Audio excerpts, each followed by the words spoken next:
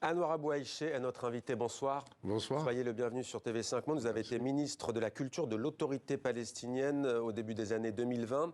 Après 4 échecs, le Conseil de sécurité de l'ONU a adopté une résolution qui appelle à des pauses humanitaires à Gaza, pauses humanitaires urgentes et prolongées, l'accès aussi à des couloirs humanitaires dans l'enclave palestinienne. Et le texte appelle à la libération immédiate de tous les otages retenus par le Hamas. Quelle est votre réaction à cette résolution de l'ONU ? Ma première réaction, c'est qu'il faut cesser le feu. Il faut arrêter les bombardements parce que même au moment où je vous parle, l'armée est en train d'attaquer des hôpitaux, en train de bombarder des civils. Tous les jours, on a encore des dizaines de morts. Et il y a 25 hôpitaux qui sont hors service, 200 et quelques même de personnel sanitaire qui ont été tués. Nous voulons un arrêt, un cessez-le-feu.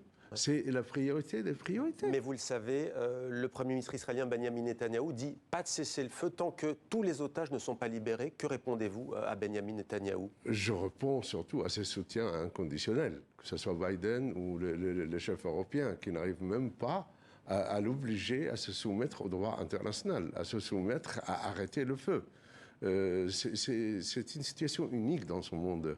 Qu'un Premier ministre d'un État comme ça décide, en se foutant carrément du reste de la communauté internationale. Je crois que ce qui est urgent, c'est arrêter les souffrances du peuple palestinien qui est à Gaza, qui est bombardé, et même ça n'arrête pas. Et comme il a dit, partout, l'armée israélienne frappe, que ce soit les hôpitaux ou les écoles ou le reste. Vous avez cité les dirigeants occidentaux. Ce qu'ils disent aussi et qu'ils répètent, c'est qu'Israël a le droit de se défendre 41 jours après les attaques du Hamas sur le sol israélien. Chacun a le droit de se défendre, les Palestiniens aussi. Ouais, les Palestiniens qui sont occupés depuis 75 ans doivent avoir le droit à la sécurité. Pour vous, ce qu'a fait le Hamas le 7 octobre, c'était de la défense non. Y compris quand ce sont des civils qui sont visés? Non, je crois que c'est arrivé suite à 75 ans de conflit. Ce n'est pas tombé en parachute comme ça. Il y a 75 ans de souffrance et de guerre, et on ne peut pas séparer, on ne peut pas parler de ce qui s'est passé le 7 octobre sans parler de 75 ans d'occupation ou de souffrance du peuple palestinien.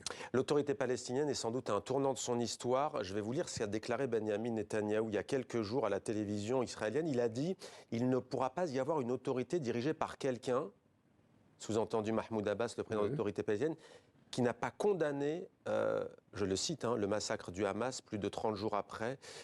Il faudra autre chose là-bas, mais dans tous les cas, il faudra qu'il y ait notre contrôle sécuritaire.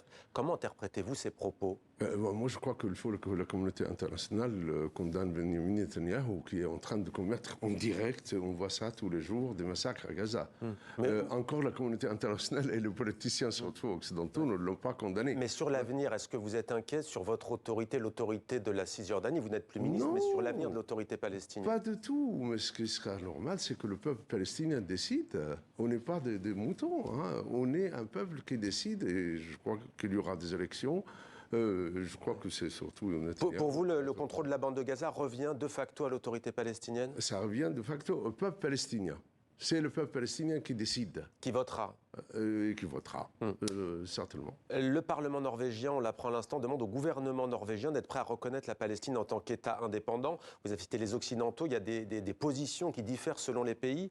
Que pensez-vous de la position de la France et d'Emmanuel Macron depuis le 7 octobre? Alors, je crois que ce n'était pas suffisamment fort pour obliger Israël à se soumettre encore une fois au droit international et au droit humanitaire. C'est dommage. En tout cas, la position officielle de la France n'a pas changé depuis 1967 jusqu'à maintenant. Mais c'est clair que le gouvernement français a soutenu Israël d'une manière inconditionnelle la plupart du temps.